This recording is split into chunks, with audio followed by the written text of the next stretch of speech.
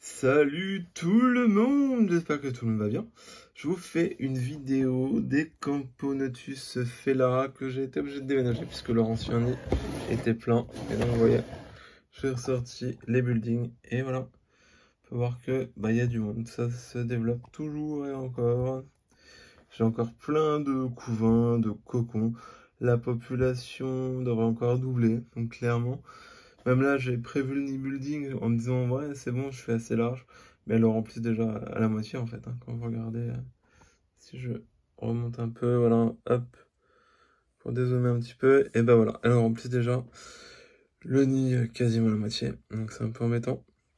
Un peu embêtant, non, au contraire. Et voilà, donc je vais zoomer pour que vous puissiez les voir. Donc j'aime bien les couleurs de cette espèce.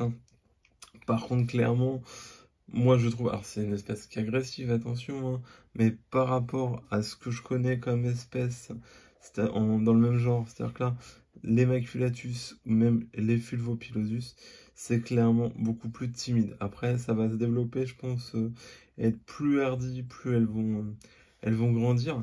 Là, j'estime ma population à peu près, je dirais un 200, 250 ouvrières peut-être.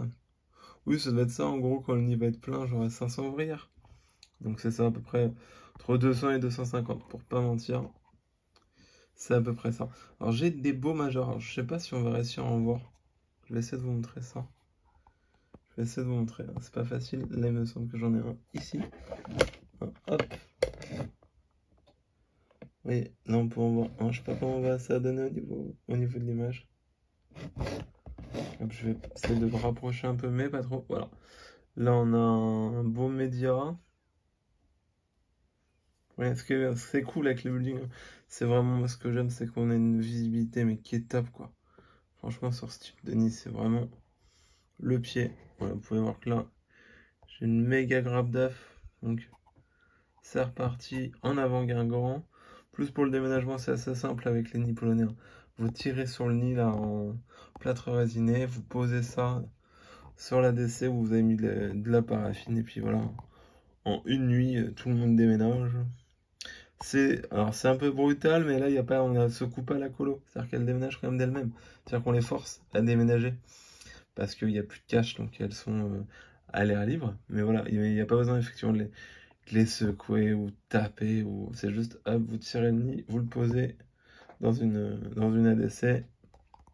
Et puis après, elles font le job. Donc là, vous avez, je vais essayer de descendre un peu parce que là, je suis un peu, c'est un peu trop haut. Voilà. Vous avez Madame Lagine qui est là. Je sais pas si on va bien voir. C'est pas facile pour moi. Ouais, on la voit bien. Vous pouvez voir les gastrolex sont bien pleins, ça bouffe. Ça va manger énormément par contre. Ça c'est clair que c'est un point commun hein, sur toutes les africaines hein, et Moyen-Orient, c'est que ça se gave. Au niveau nourriture, elles font pas semblant, elles se gavent à fond les ballons. Là du coup, j'ai un peu de monde dans l'air de chasse, mais très peu. Parce que là j'ai boule de génie, donc tout le monde a peur, clairement. C'est pour ça que je vous dis, par rapport à ce que je connais moi, c'est quand même une espèce là pour le moment qui est encore craintive, malgré qu'elle soit 200, 250. Ils sont quand même assez encore timides par rapport à d'autres espèces qui, avec cette densité de population, seraient déjà tout feu tout flamme pour essayer de choper aussi ce qui passe en cas de danger. Il y a 2-3 ouvrières qui squattent l'abreuvoir, donc elles ont juste un abreuvoir hein, comme ça, toujours abreuvoir oiseau, toujours de la mousse PVA. Ouh la mousse PVA! Mais non, bah chez moi, ça fonctionne. Je suis pas magicien, je fais rien de spécial, hormis bien la rincer quand je la reçois et la passer dans l'eau bouillante. Et après la laisser dans l'eau froide une heure ou deux et après bien rincer, basta quoi.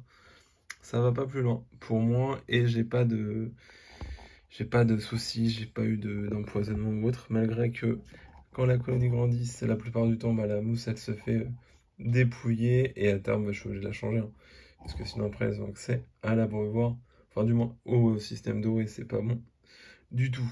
Parce qu'après, vous avez des fourmis qui sont noyées. Voilà, voilà pour la vidéo. Hein. Donc, petite vue d'ensemble, comme vous pouvez voir, hop, sur mes petites fées là. Tout va bien pour elles et ça se développe. Ça se développe, ça, y a pas photo et c'est cool. Voilà, merci à tous, salut!